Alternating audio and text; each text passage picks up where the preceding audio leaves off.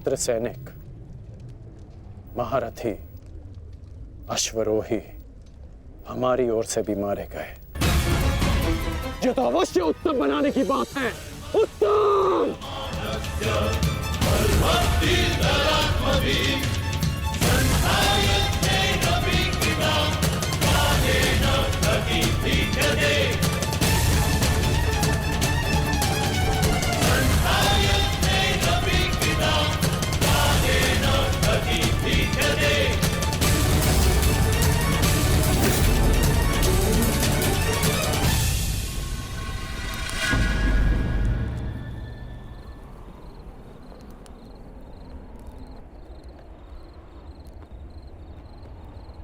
क्या ये युद्ध समाप्त हो गया है? मैंने पूछा, क्या ये युद्ध समाप्त हो गया है? उत्तर दीजिए।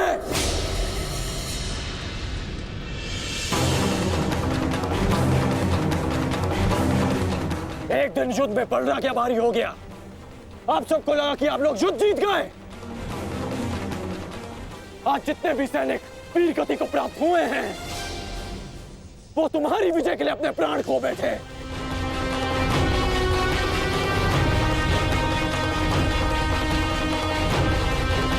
आप लोगों ने कभी सोचा है कि इस युद्ध में कितने जीवन दांव पर लगे हैं?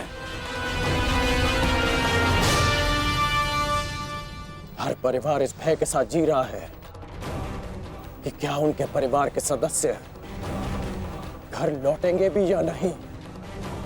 और आप सब उत्सव मना रहे हैं। ये उत्सव मनाने का समय नहीं, रणनीति बनाने का समय है। इस युद्ध में जीतने का समय है। पांडव सामान्य योद्धा नहीं है। वो इस समय एक घायल सिंह की भांति हैं,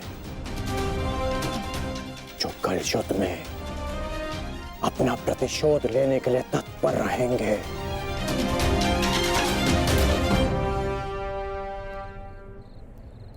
तो इसी क्षण इस उत्सव को बंद कीजिए।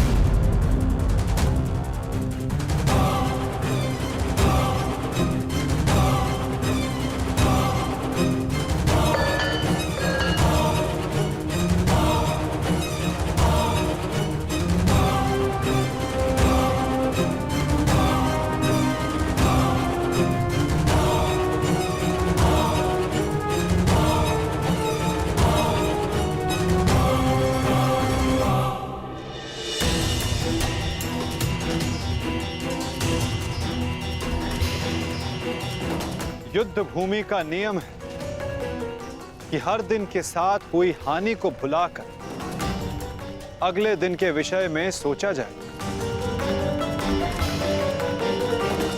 अब समय आ गया है कि इस पर विचार किया जाए कि कल के युद्ध में हमारी रणनीति क्या होगी।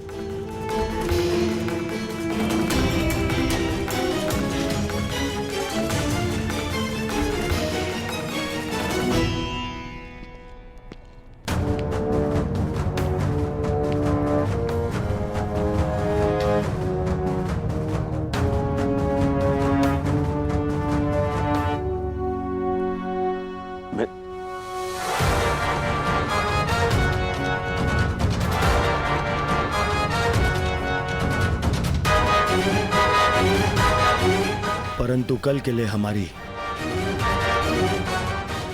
योजना क्या होगी?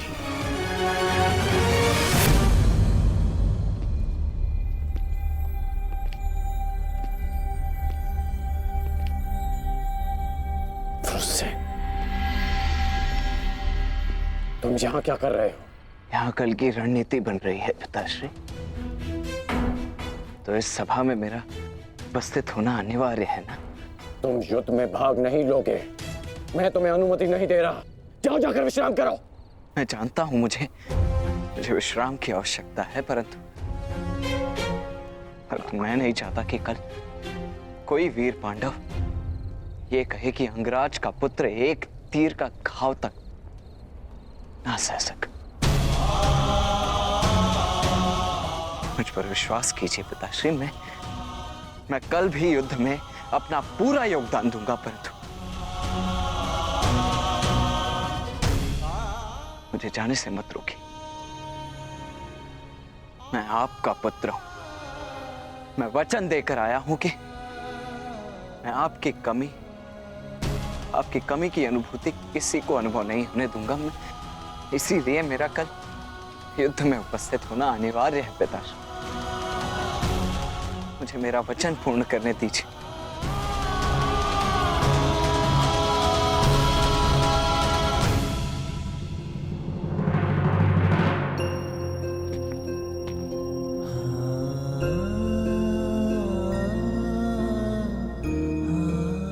कल्याण हो तुम्हारा पुत्र। तुम युद्ध में भाग लोगे।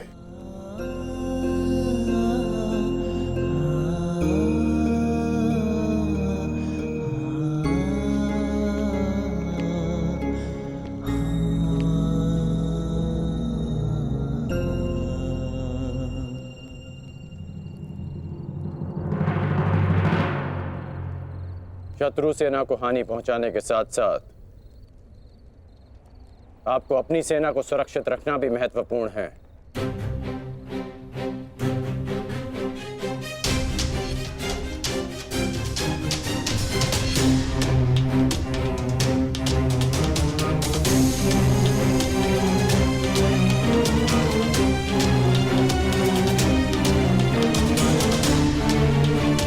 यदि युद्ध में शीघ्र विजय पानी है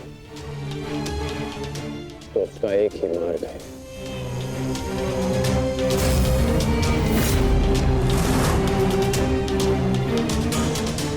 उसे बंदी बनाओ। जिसे बंदी बनाने से ये युद्ध समाप्त हो जाए। युधिष्ठिर! कल युद्ध में कौरव तुम्हें बंदी बनाने का प्रयत्न अवश्य करेंगे युधिष्ठिर।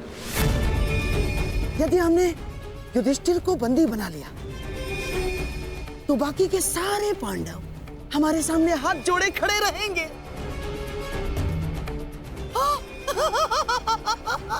उत्तम!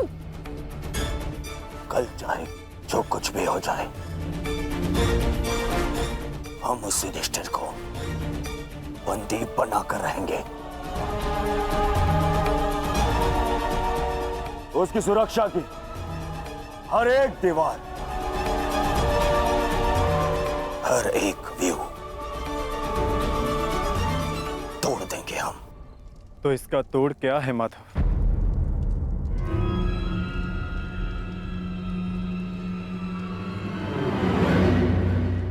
इसका एक ही तोड़ है पार्थ। कल युद्ध में धर्मराज युधिष्ठिर व्यू में सबसे आगे रहेंगे।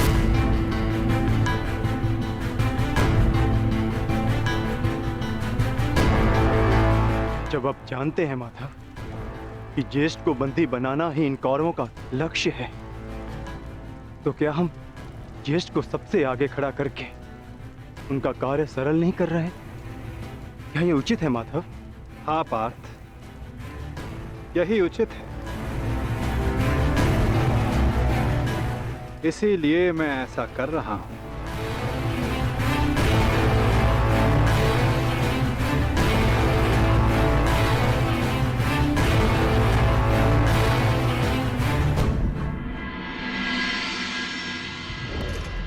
युद्ध का दूसरा दिन।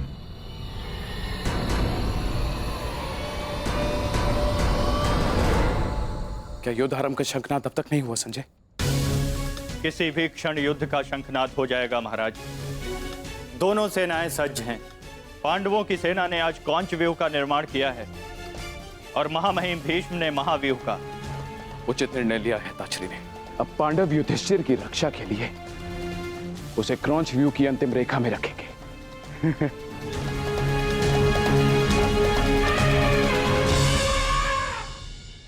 युद्ध भूमि में कुछ असामान्य घटित हुआ है महाराज, जिसका किसी को अनुमान नहीं था।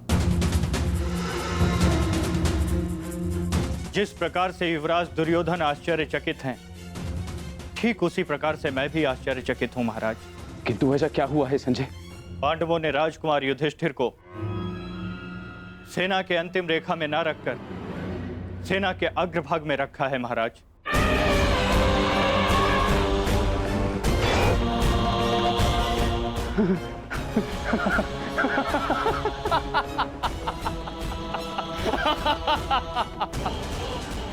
लगता है दूसरे ही दिन युद्ध हार जाना चाहते हैं पांडव, तभी तो ऐसी मूर्खता कर रहे हैं।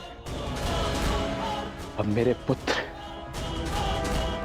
दुर्योधन के पंजों से युधिष्ठिर को कोई भी नहीं बचा सकता, कोई भी नहीं।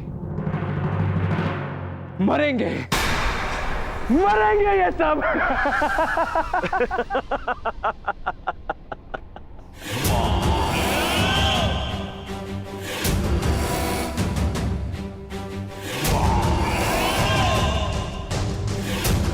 सुना था, आज देख भी लिया। विनाश काले विपरीत बुद्धि।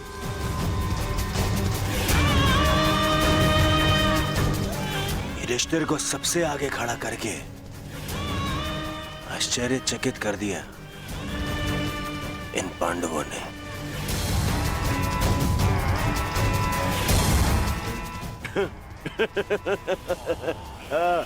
पितामह, देख रहे हैं, इन पांडवों ने स्वयं ही हमारा कार्य सरल कर दिया।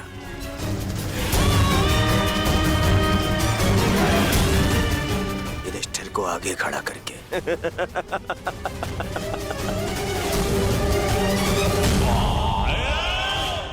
अब आज ही इस युधिष्ठिर को बंदी बनाकर इस युद्ध का अंत कर दूंगा मैं, आज ही। आजा, आजा।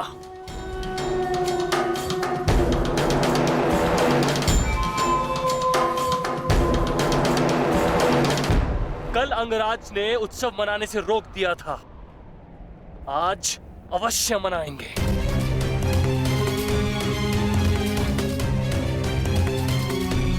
देखा दुशासन, हमारी जीत का उत्सव। मत भूलिए पिताश्री ने क्या कहा था। अभी से उत्सव मनाने के विषय में सोचना भी मूर्खता है। युद्ध अभी शेष है।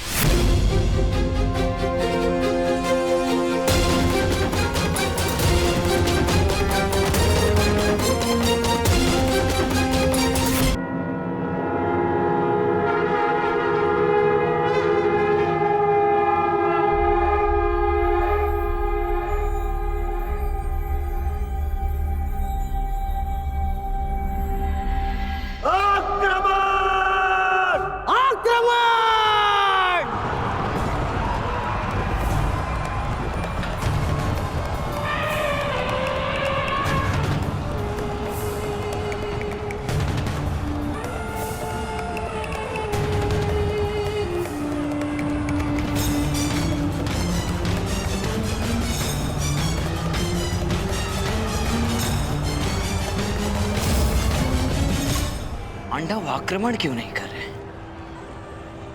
योजना क्या है इनकी?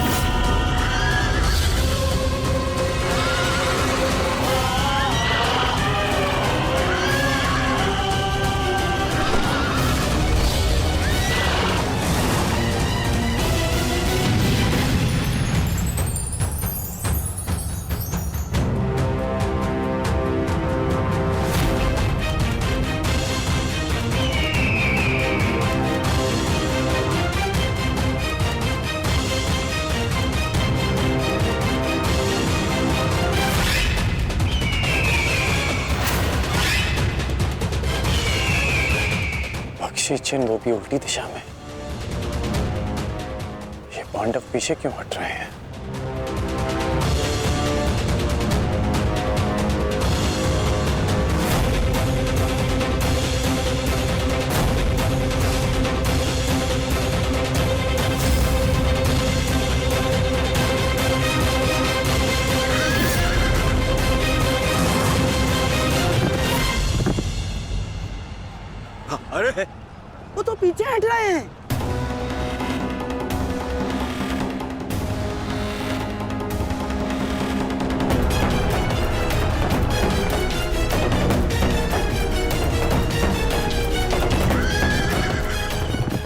पीछा करो इनका, समाप्त कर दो सबको।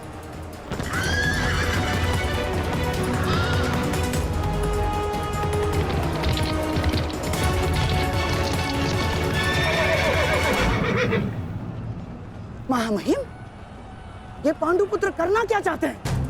इस प्रकार पीछे लौट जाने के दो ही कारण हो सकते हैं। प्रथम, सेना के किसी प्रमुख की मृत्यु, या फिर पराजय का भय। और यदि युद्ध के आरंभ में ही सेना इस प्रकार पीछे लौट जाए तो उसका अर्थ है यह उनकी रणनीति है।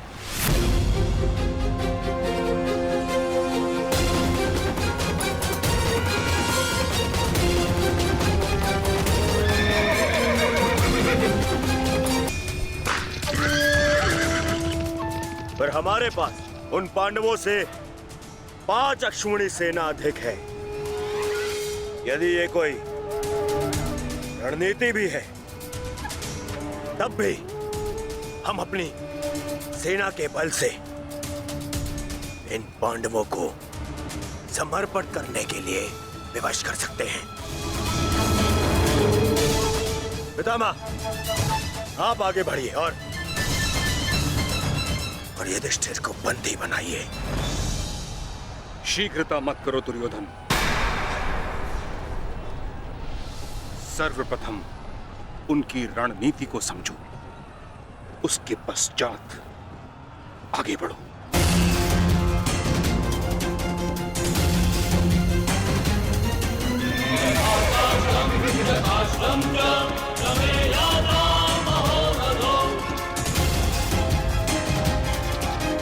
जितना सरल ये दिख रहा है, ये उतना सरल होना नहीं चाहिए। कुछ तो गड़बड़ है।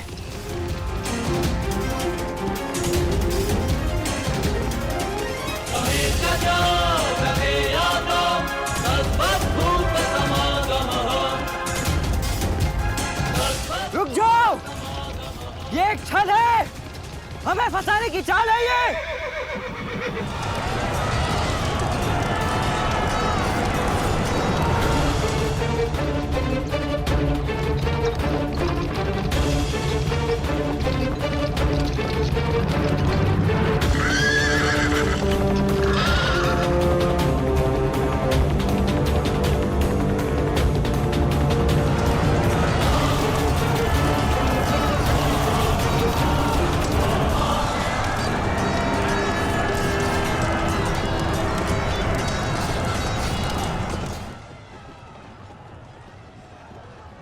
दुशासन और अश्वत्थामा अपनी सेना को लेकर कौरव सेना से अलग हो गए हैं महाराज। यह अवश्य ही पांडव सेना की कोई सोची समझी रणनीति है।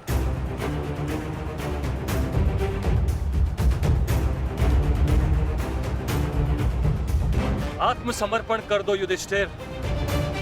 हो सकता है ज्येष्ठ तुम्हें जीवन दान दे दे। तुम केवल दास बनने के योग्य और सदैव दास बनकर रहोगे,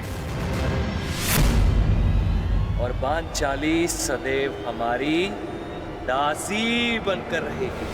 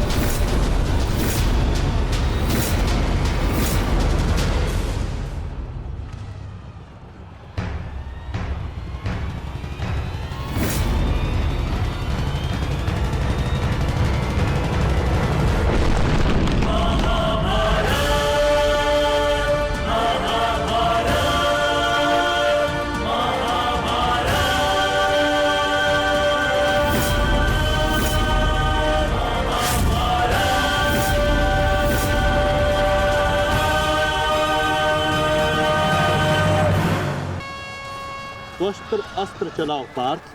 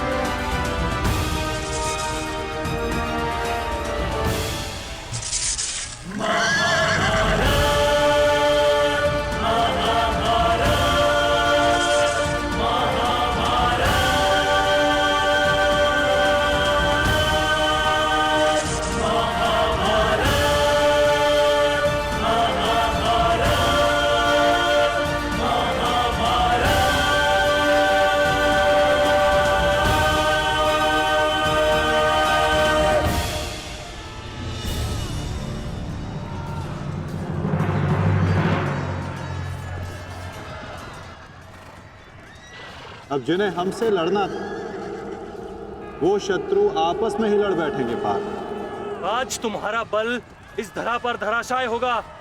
भीम, अर्जुन!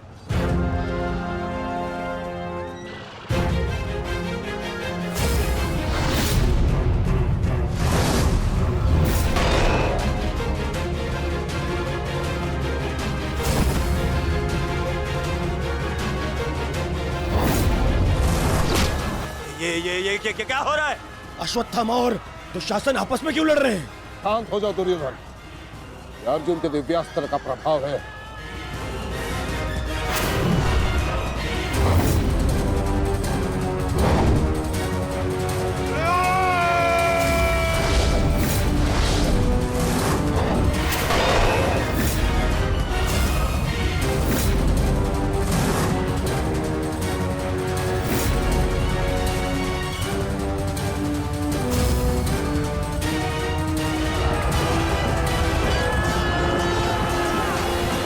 राजकुमार अर्जुन ने त्वस्तर अस्त्र का प्रयोग किया है महाराज। ये प्राचीन और बहुत ही दुर्लभ अस्त्र है। ये सैनिकों को भ्रमित करता है महाराज, और अपने ही सैनिकों में मृत्यु का भय और अपना सबसे बड़ा शत्रु दिखाई देता है महाराज, और वो आपस में ही लड़कर मर जाते हैं महाराज।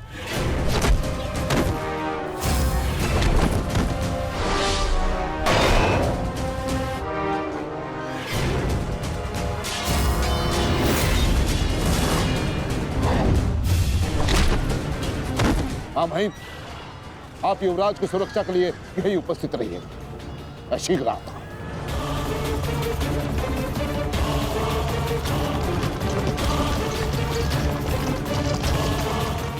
माधव, दुर्योधन पर आक्रमण करने का यही उचित समय है।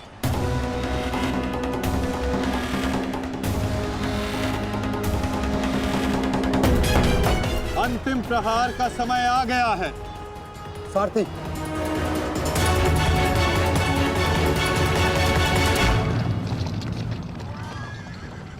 ये क्या? चारों पांडव सीधे हमारी ओर बढ़ रहे हैं।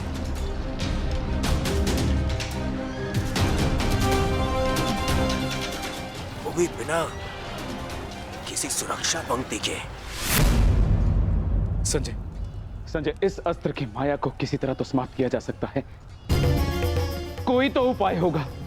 इसका उत्तर मेरे पास भी नहीं है महाराज, परंतु अवश्य ही राजकुमार अर्जुन के पास होगा, और कदाचित वो अपने पुत्र अभिमन्यु को इसकी काट बता रहे हैं महाराज। सत्य कीर्ति अस्त्र, इसे उपयोग केवल एक शक्तिशाली योद्धा ही कर सकता है। हमारे विपक्षियों में आचार्य द्रोण, पितामह और अंगराज कर्ण इसका उपयोग करना जानते हैं। कर्ण तो युद्ध में सम्मिलित नहीं, और आचार्य द्रोण और पितामह को इनकी रक्षा करने के लिए पहुंचने में समय लगेगा, इसलिए हम इसका लाभ उठा सकते हैं। परंतु तुम भूल रहे, युद्ध भूमि में एक और कुशल योद्धा है जो सत्य कीर्ति अस्त्र का प्रयोग करना जानता है।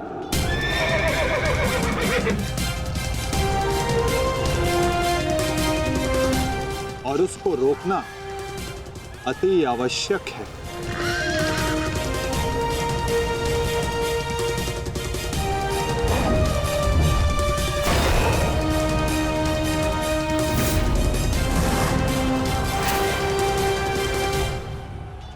जितने भी अस्त्र हैं ये शत्रु को भ्रमित कर देते हैं। परंतु इस भ्रम को तोड़ने का कोई तो उपाय होगा ना पिताश्री? एक ही अस्त्र है, सत्य कीर्ति अस्त्र।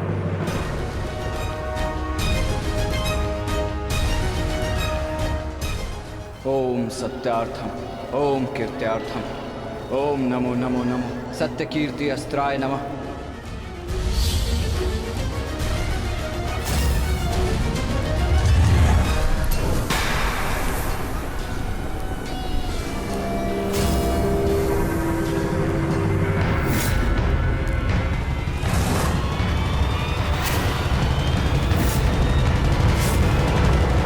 स्वागत है अभिमन्यु। वासुदेव ने सदा तुम्हारी प्रशंसा की और कल तो तुमने महामहिम भीष्म पितामह का मार्ग भी रोक दिया था। तुम में तुम्हारी इस असाधारण वीरता का मैं सम्मान करता हूं और प्रशंसा भी। परंतु इस समय मुझे मेरी सेना की रक्षा करनी है और ऐसा करने से मुझे कोई नहीं रोक सकता। प्रशंसा तो तुम्हारी भी बहुत हो रही है वृषसेन। जिस वीरता से तुमने मेरे पिताश्री का सामना किया वो सराहनीय था। परंतु इस समय मेरा भी केवल एक ही लक्ष्य है, तुम्हें रोकना। तो विलंब कैसा? मैं प्रस्तुत हूं।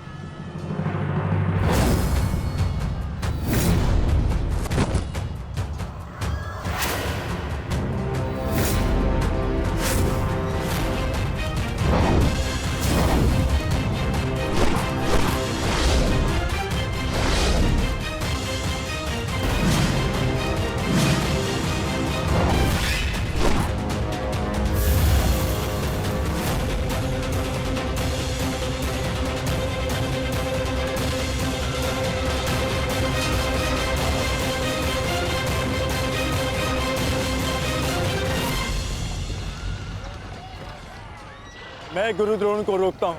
नहीं अर्जुन, गुरु द्रोण का सामना मैं करता हूँ, तुम आगे बढ़ो।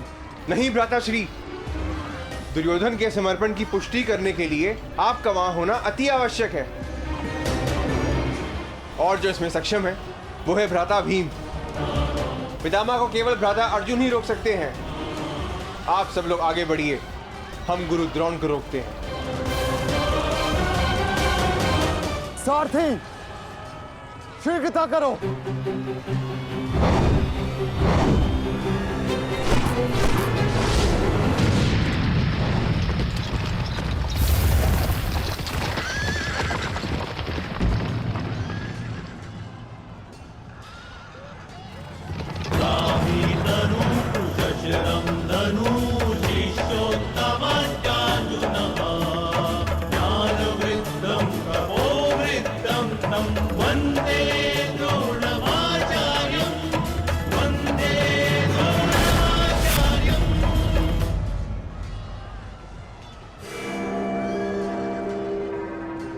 हस्तिनापुर नरेश, महाराज धृतराष्ट्र के ज्येष्ठ पुत्र दुर्योधन तक पहुंचने के लिए तुम्हें मेरा सामना करना होगा।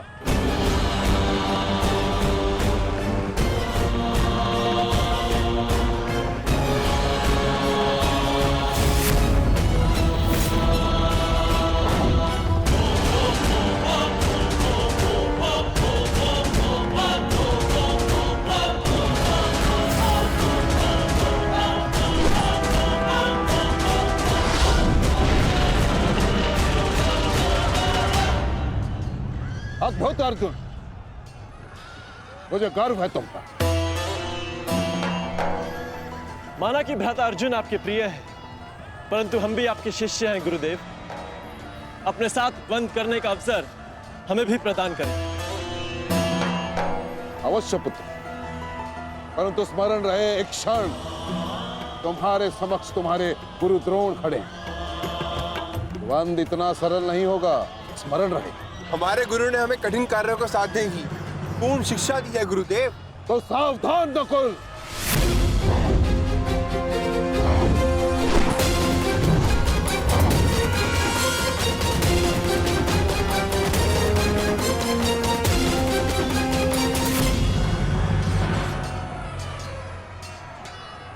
कहा था मैंने कि द्वंद्व सरल नहीं होगा।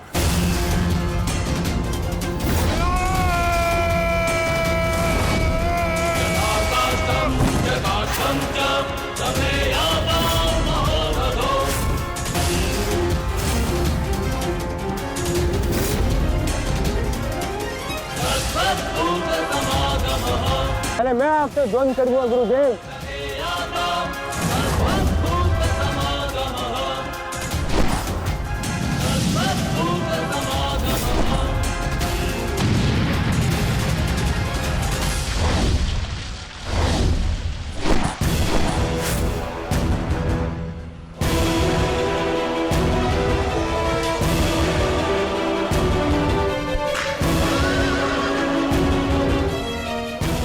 द्वंद्व का समय आ गया है।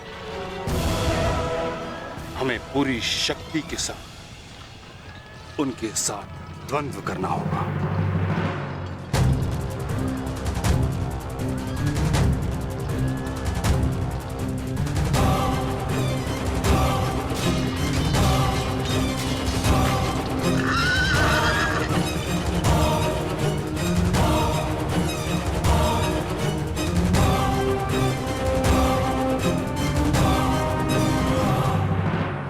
क्या हुआ पुत्र? जो कर्तव्य पूर्ण करने आए हो वह करो। मेरे साथ द्वंद्व करो।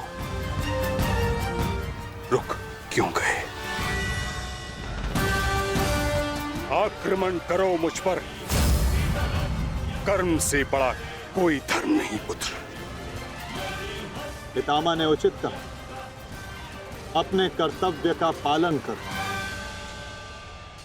स्मरण है ना पार्थ, ना कोई बंधु है ना कोई बंधव, ना कोई मरता है ना कोई मारता है। ये सब आत्माएं हैं।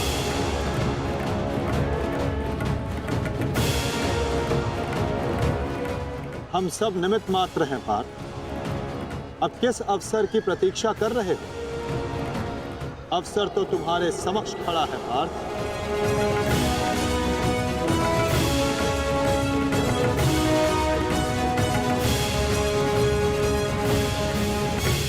यदि तुम मुझ पर प्रहार नहीं करोगे अर्जुन, तो मैं करूंगा और तुम्हें तुम्हारे कर्तव्य से अवगत कराऊंगा।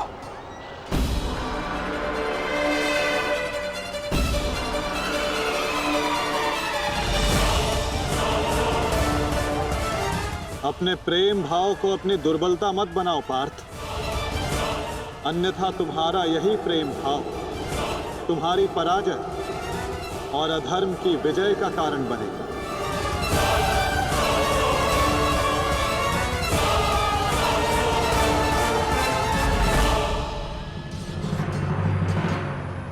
शस्त्र उठाओ पार्थ, प्रहार करो अपने शत्रु पे। प्रहार करो पार्थ।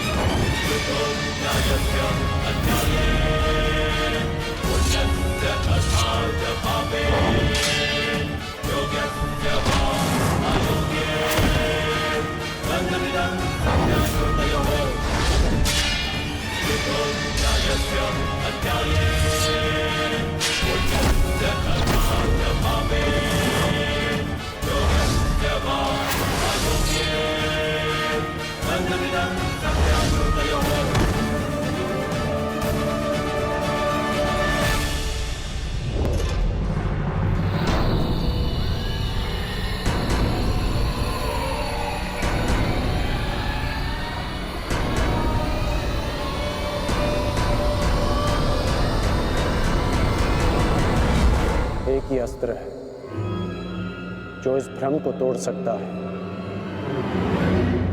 सत्य कीर्ति अस्त्र।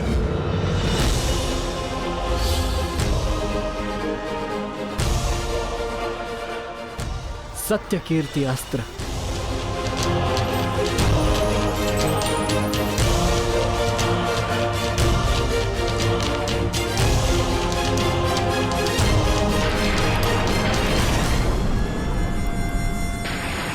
मुझे अपने कर्तव्य का पालन करना ही है।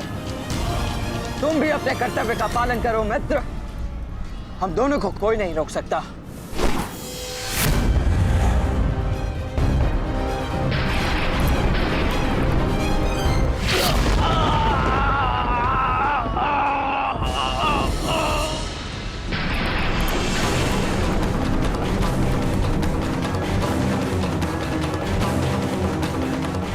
रुक जा वृषसेन, मुझे विवश मत करो।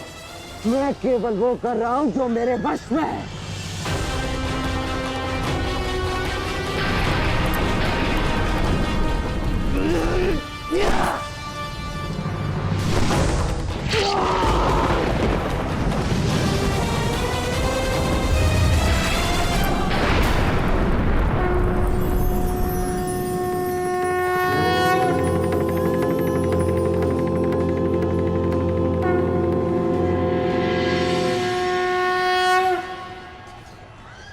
अद्भुत।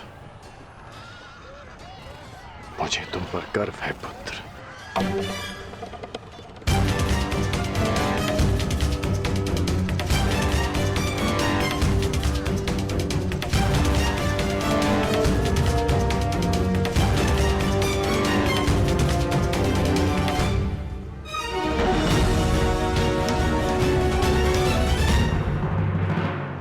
क्या सूचना है बताओ।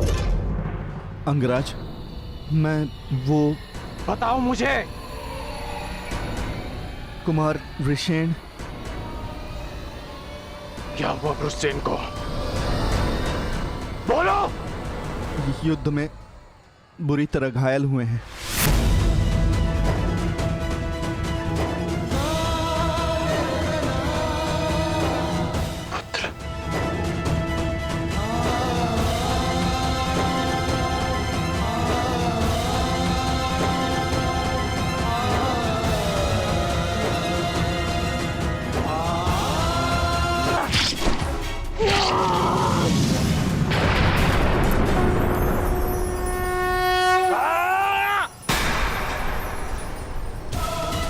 ये हमें क्या हुआ था कुमार? हम एक दूसरे पे क्यों प्रहार कर रहे थे? अवश्य कोई माया थी जिसका अंत हुआ। आओ आओ, शत्रु हमारे प्रहार की प्रतीक्षा कर रहा है। चलिए कुमार।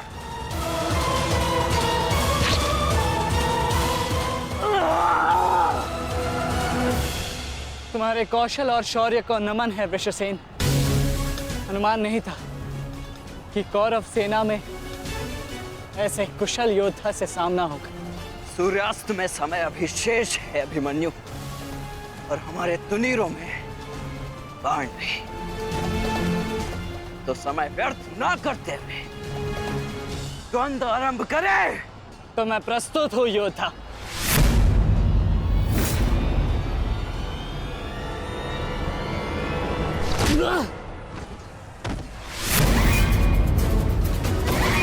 तेरे पिता की माया का अंत हुआ बालक, और अब तेरा अंत होगा।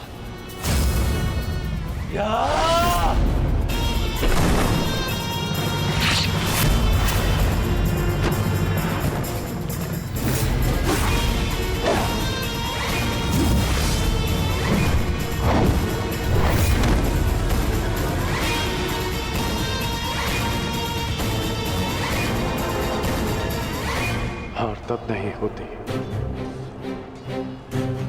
जब मनुष्य पराजित होता है। हार तब होती है जब वो हार मान जाता है। हार मत स्वीकारना पुत्र। इस कुरुक्षेत्र की भूमि को,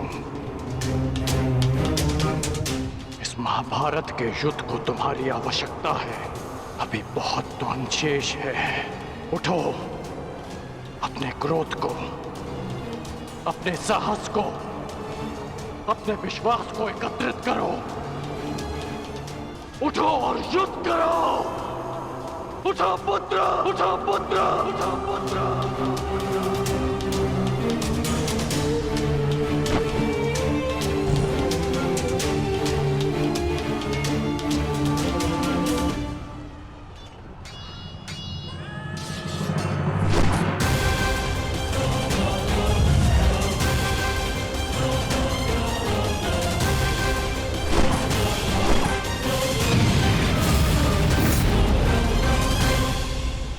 माधव, पितामह के प्रहार प्रतिक्षण बलशाली होते जा रहे हैं। हम उन्हें बहुत समय तक रोक नहीं पाएंगे। रोकना तो पड़ेगा पार्थ। जितना समय तुम इन्हें रोकोगे उतना समय भीम को मिलेगा कि वो दुर्योधन को परास्त कर युधिष्ठिर के समक्ष आत्मसमर्पण करने को विवश कर सके।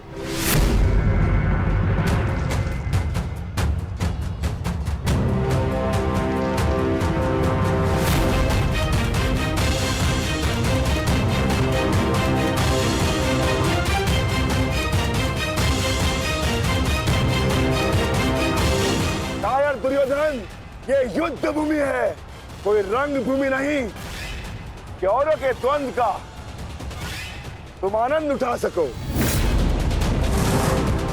क्यों दुर्योधन, कायरों की भांति क्यों खड़े हो?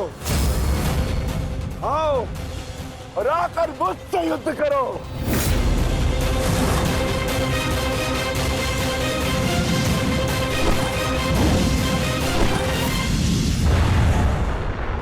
गंगापुत्र, शीघ्रता कीजिए। अर्जुन आपको द्वंद्व में उलझा रहा है। इधर भीम दुर्योधन की ओर बढ़ रहा है। महामहिम, कुछ कीजिए।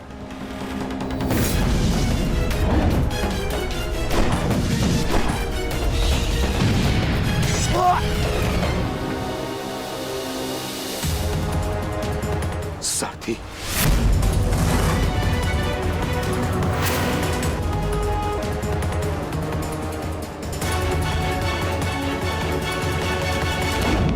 सावधान अर्जुन, या तो तुम युद्ध करना भूल गए हो या फिर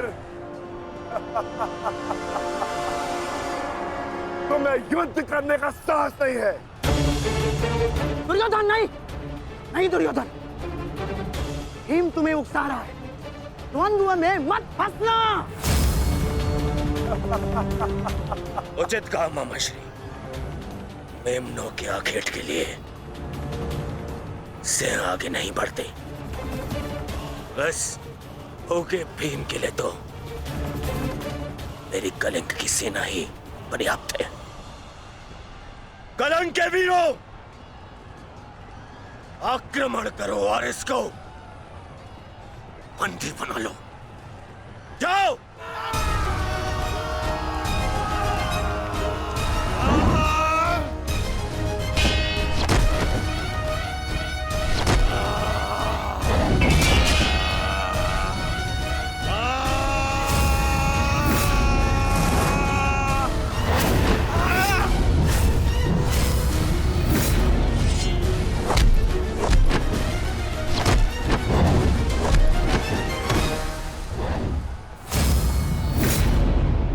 दुर्योधन, बस ये इतने से थे?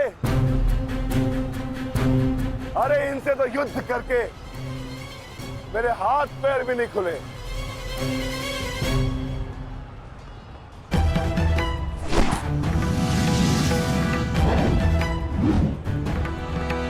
आप नियम भंग कर रहे हैं आचार्य। आप एक साथ दो पर आक्रमण नहीं कर सकते। स्मरण रहे कि युद्ध के नियम के अनुसार दो योद्धा एक योद्धा पर आक्रमण नहीं कर सकते, परंतु एक योद्धा दो योद्धाओं पर आक्रमण कर सकता है। सहदेव,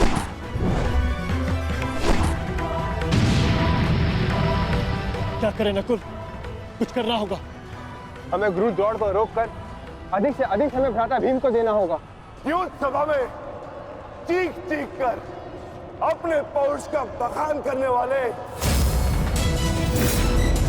एक नपुंसक के भांति क्यों खड़े हो?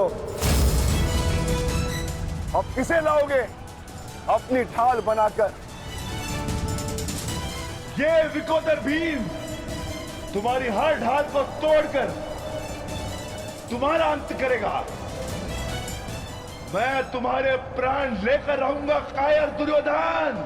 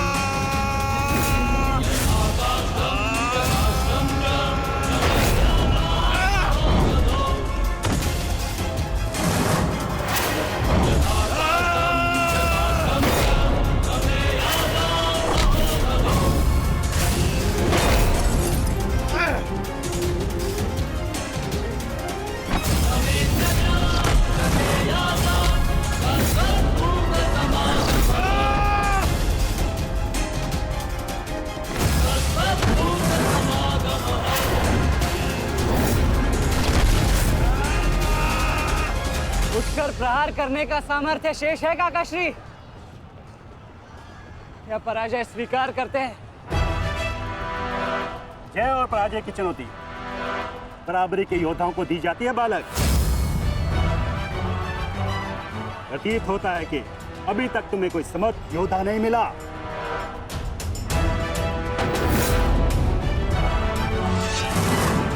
मैं शब्दों के बाण नहीं चलाता नानाश्री। अच्छा, तो युद्ध करो या समर्पण करो।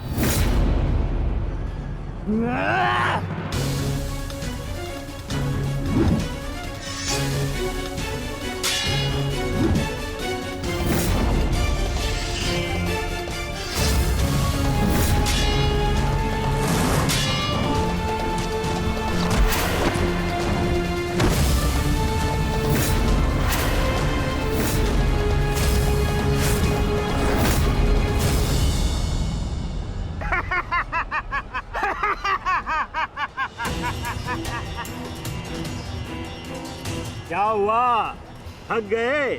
अरे ये उस मूर्ख विराट पुत्र उत्तर की संगति का प्रभाव है। ये उसे भी यही लग रहा था कि मेरे समक्ष वो कुछ कर दिखाएगा, पर मूर्ख मृत्यु को प्राप्त हो गया। मृत्यु को चींटी की भांति इन्हीं हाथों से मसल दिया मैंने उसे। पीछे हट जाओ अभिमन्यु, अन्यथा उत्तर से कहीं पीड़ादायक मृत्यु मिलेगी। मृत्यु।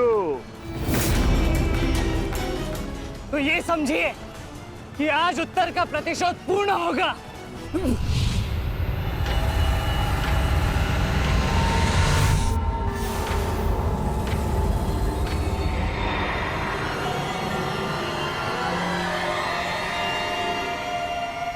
फिर से मूर्खता कर रहे हो अभिमन्यु? मेरी शक्तियों के बारे में ज्ञात नहीं है। शत्रु का क्रोध मुझे और बलशाली बनाता है। बलशाली।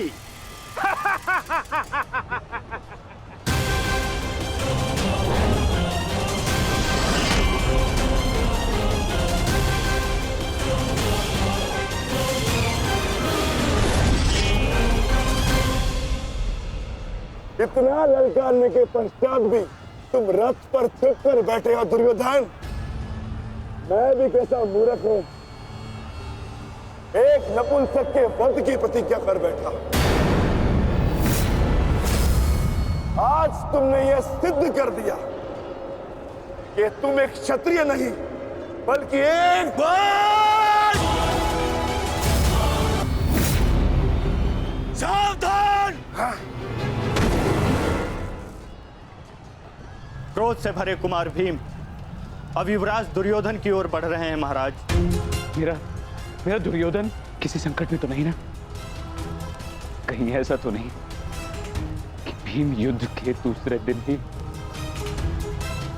पांडव पक्ष को जय श्री दिलवा दे?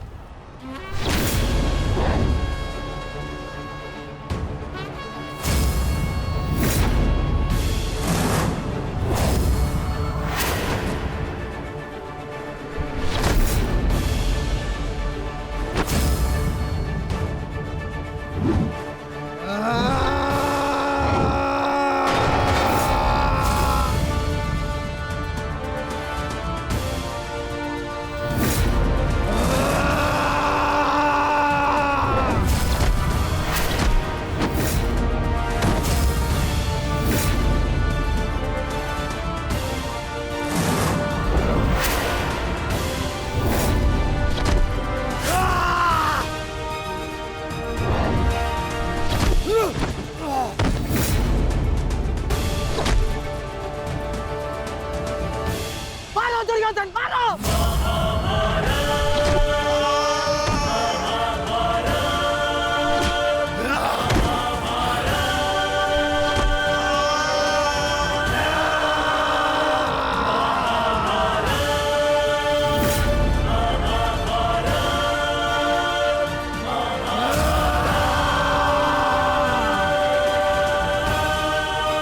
क्या हुआ गदाधारी भीम? अब दिखाओ तुम्हारा पौरुषत्व। या कहो तो हस्तिनापुर की स्त्रियों से आभूषण लाके तुम्हें पहना दूं? क्या हुआ? युद्ध बातों से नहीं, बल से जीता जाता है। यदि इस मैल जैसे शरीर में जरा सा भी साहस बचा है, क्रोध और प्रहार कर मुझ पर। अरे ये क्या पहचानेगा अपनी शक्ति को? इसे कैसे मैंने वस्त्र और आभूषण रहित करके उन हाथों के मत्थे बिठा दिया था मैंने।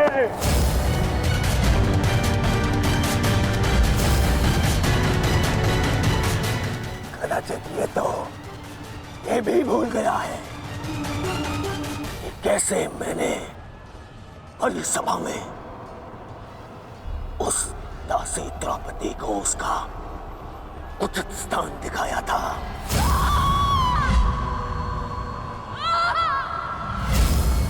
आओ दासी द्रौपदी, आकर मेरी गंगा में बैठो। आओ। वस्त्र हरण करो इस दासी का।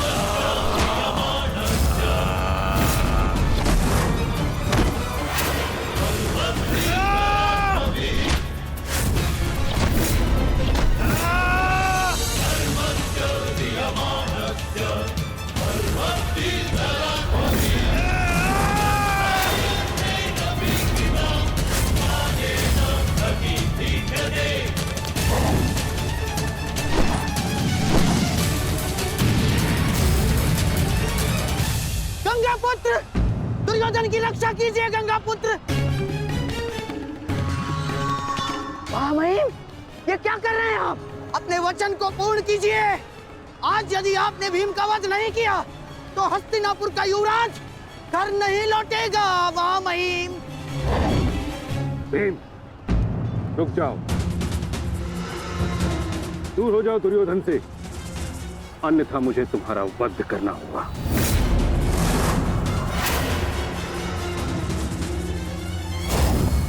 सावधान पितामह, यदि आपने भ्राता भीम पर प्रहार किया तो मुझे विवश होकर आप पर बाण संधान करना होगा। हट जाओ भीम।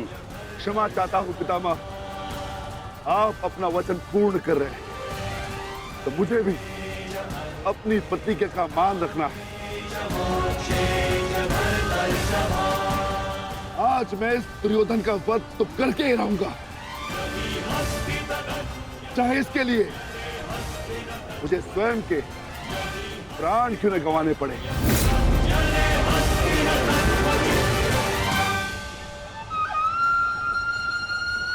स्वयं के प्राण गंवा सकते हो भीम, परंतु क्या अपने दोनों भ्राताओं को इस आहुति में झोंक दोगे तुम? तुम्हारी इस भूल का फल नकुल और सहदेव को भुगतना होगा भीम। जरा देखो उधर।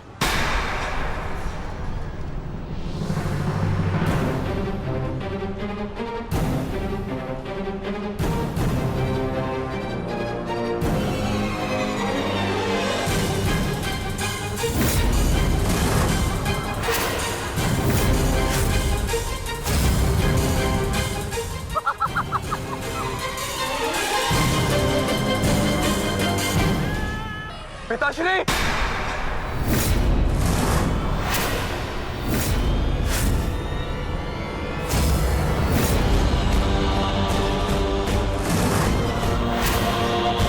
शस्त्र को नीचे करिए द्रोण, अन्यथा सदैव के लिए पुत्र से हाथ खो बैठोगे।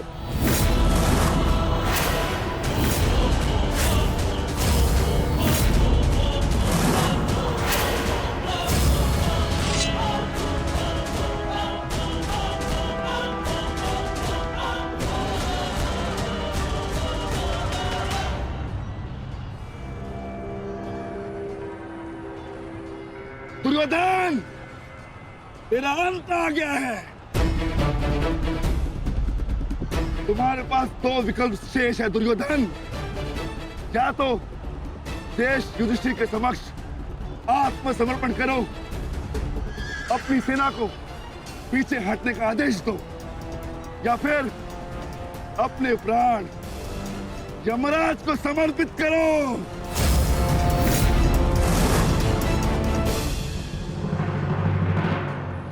मारो भीम, मारो! शीघ्रता करो भीम! इतनी भी क्या शीघ्रता है राजकुमार युधिष्ठिर?